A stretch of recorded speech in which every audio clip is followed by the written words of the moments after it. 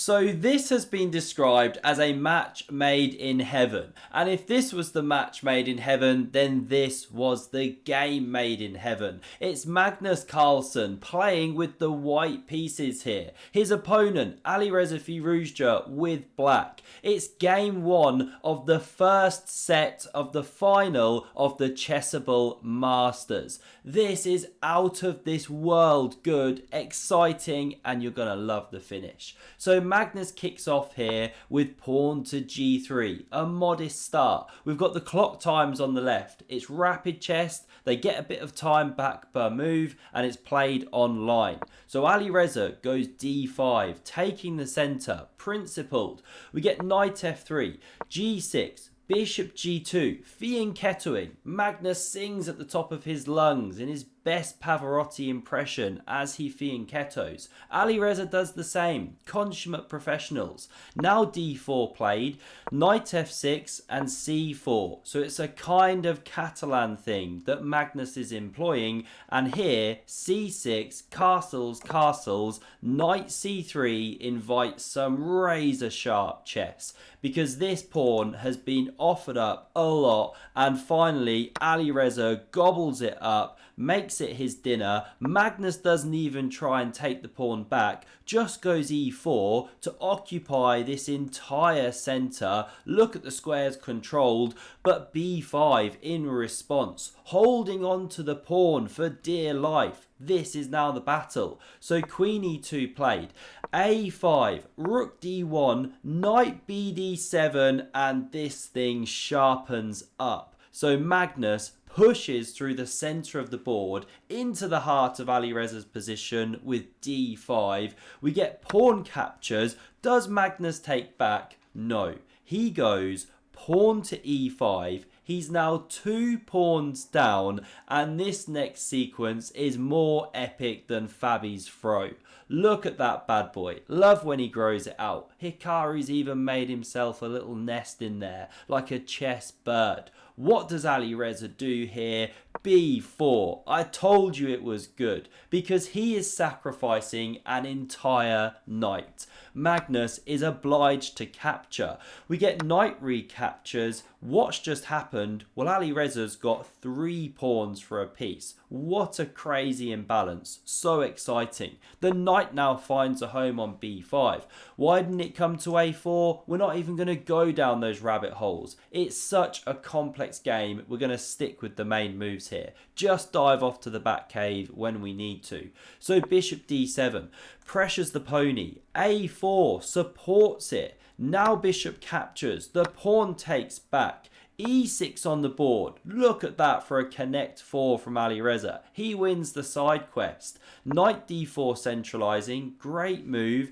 Using that square. Opening this sniper. And now here many moves. b3, rook e8. But Alireza goes for the best engine approved a4. And this is the thing. Whilst it's impressive, yes, what both players are doing, it is preparation. You just couldn't do all this stuff off the top of your head.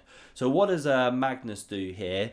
He jumps in with knight c6, forking queen and unprotected pawn. Not possible to defend b4, so queen b6. Now knight captures, queen takes here, pawn for pawn, and after bishop d2 defending, knight d7 opening up the sniper, well, things go nuts from this point here.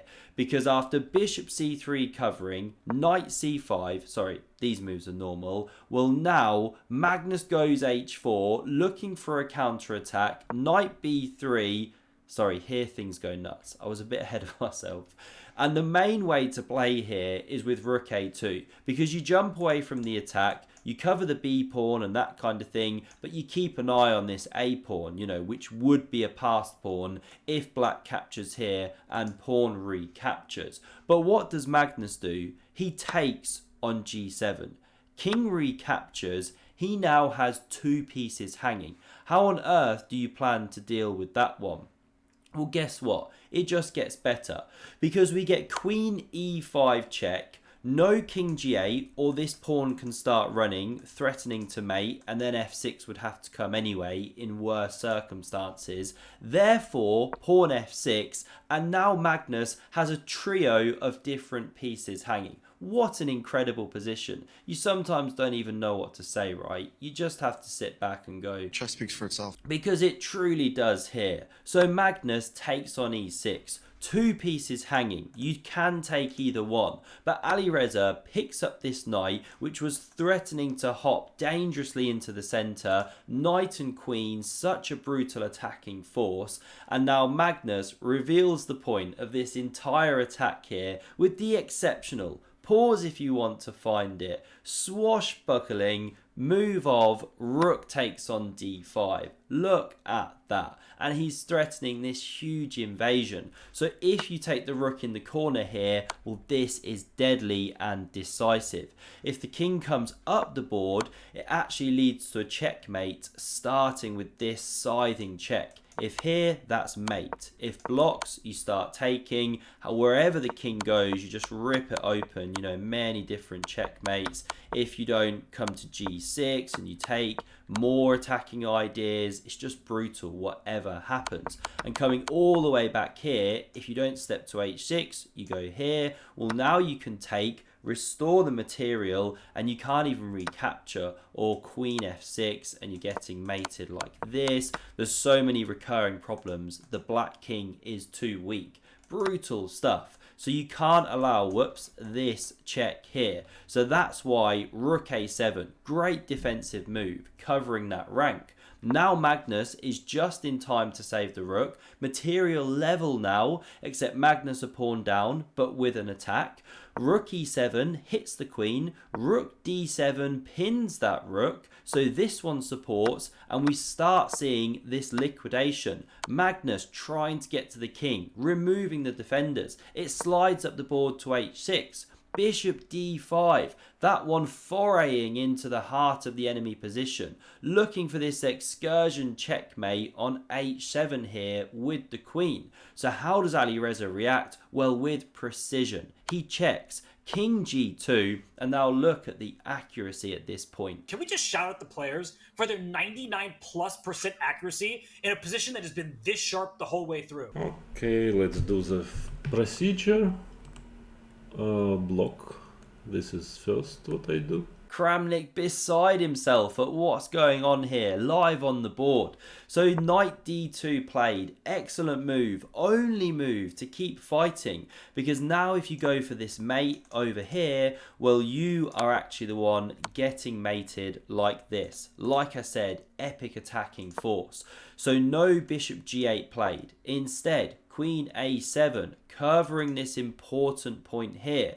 Now we see queen e5, hits that centralized bishop, queen c5 covers, and Magnus now gets ambitious, because Alireza drops back with the king to g7, and it invites queen a7 check, and you could see some kind of repetition, but it's not gone for by Magnus. He goes queen a5, hits the knight on d2, also looking at these pawns, but what a response this is. I mean, it's truly just an incredible game. Game of the year so far in my view. Alireza doesn't touch the knight, leaves it there, pushes pawn to a3. Because if you capture, the pawn comes here, it's one square away from queening, and how do you stop that one? You know, if queen d1 to hold it and also hold the bishop, well, you're overloaded as it is, but queen f5 is the absolute strongest. How do you stop it promoting? You don't. So, the knight untouchable. That's why Magnus takes on a3. We see pawn c3 on the board. Alireza has rolled out the red carpet here. He's in the entrance to the hospital. He wants to make his way to the delivery suite. There's a baby girl due to be born any minute. But Magnus goes queen a7 check. The king goes, and now queen c5. The annoying receptionist. Stopping this from proceeding here. Get your paperwork done. But hang on. The pawn proceeds anyway. It's immune. You cannot touch it. If captures on c2, queen takes here, with check, king h2, so on and so forth, you're just a piece down. That is no good. So after c2, you actually can't stop the pawn. What do? Well, look at the bar. it is technically a level position. Magnus starts with a move, which is good. Check. King h5. But now, here, he goes wrong in the time pressure. It's an insanely difficult position.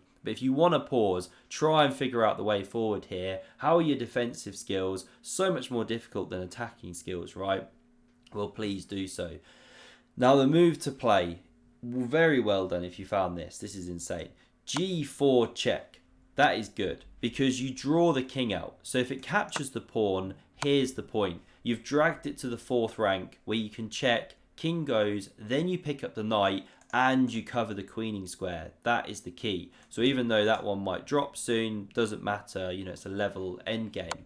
And if instead the king takes this pawn, same idea but different checking square. Still the king gets hit, but then the knight drops, pawn will drop, bishop will drop, you get some kind of level endgame.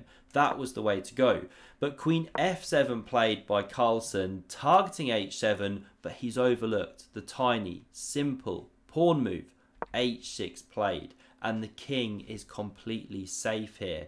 g4 is doing nothing for you anymore. You can just take here, hide out. There's no way for the queen to even get back. Black's about to checkmate white. So what does Magnus do? He's paralysed, his clock's ticking down, he flings out queen d7 in desperation, about to lose on time, but then resigns anyway. He can see the game's gone. Alireza about to make that baby girl, nothing to be said. Checkmate very soon on the way using the extra queen. What an absolute cracker that was. And if you want to know the result of the tournament and don't yet know it, then check out the video on screen next.